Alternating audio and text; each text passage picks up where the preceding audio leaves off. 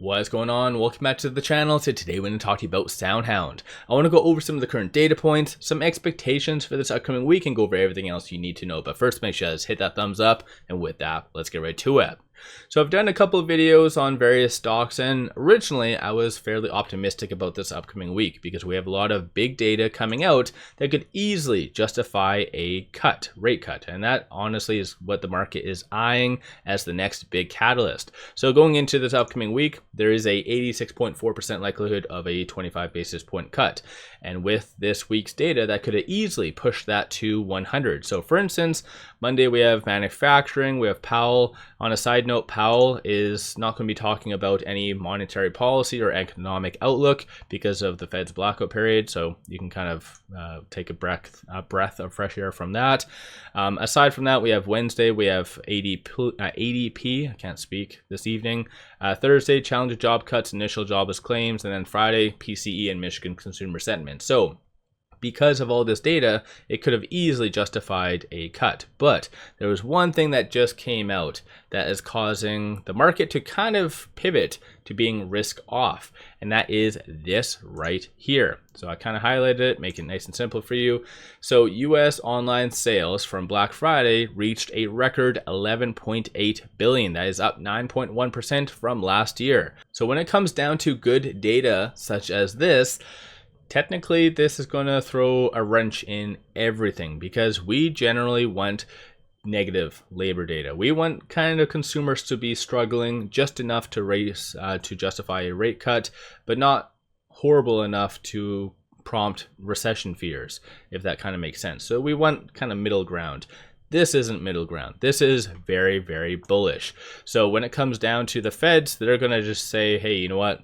The data speaks for itself. We're not going to cut this time around. So this is where you're seeing the market somewhat turn risk off. So overnight trading just opened about an hour ago. If you guys don't have access to overnight trading, I suggest 𝗖𝗢𝗡𝗃. I think everyone at this day and age needs one broker, whether it be Robinhood or 𝗖𝗢𝗡𝗃 or whoever else.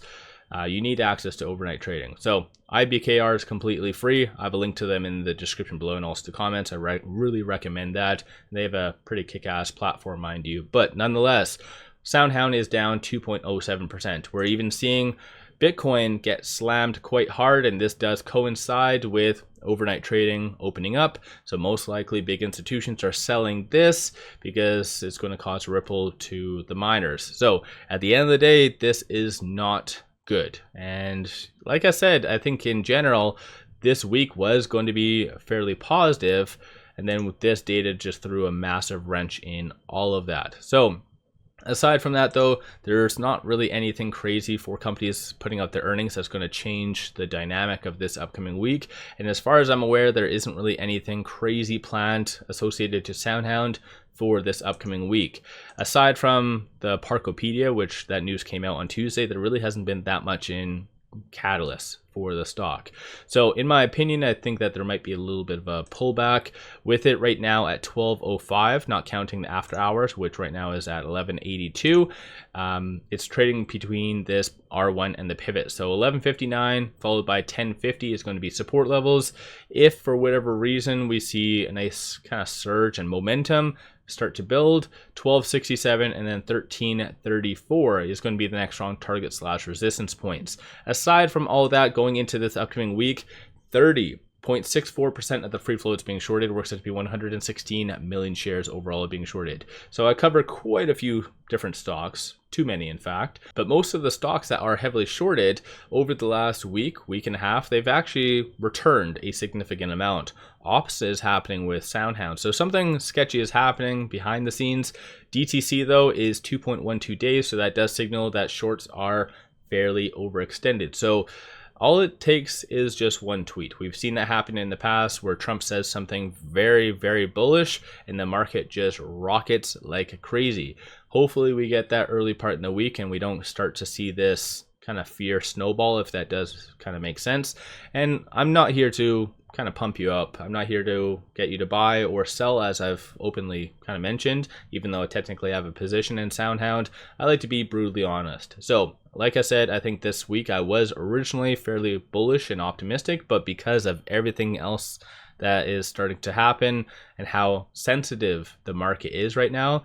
Like, you're pretty much dealing with like a 12-year-old child. Like, everything is blown out of proportion. So the market might take this and just start to freak the hell out and just cause another good buying opportunity, in my opinion. So for those of you that want to day trade, swing trade, just kind of refer to a lot of these. So 11.59 and then 10.50.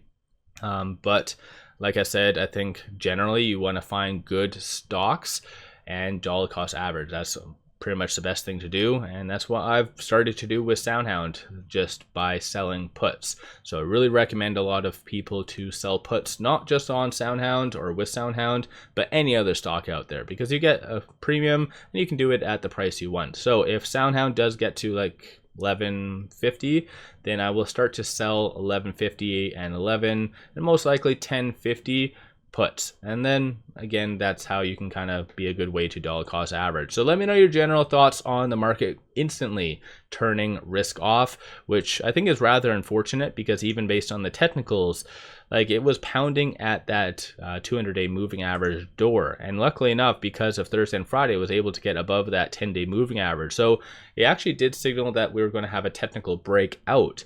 But again, with everything happening, we might see some further consolidation. So let me know your general thoughts on SoundHound. Are you buying? Are you selling? One thing to take note of though, which of course could change come Monday, but right now, looking at the market position, you don't see that much willing sellers. So essentially, SoundHound could move up very fast based on this information, but like I mentioned, Monday, kind of all of this might change. So we'll have to wait and see how things do play out.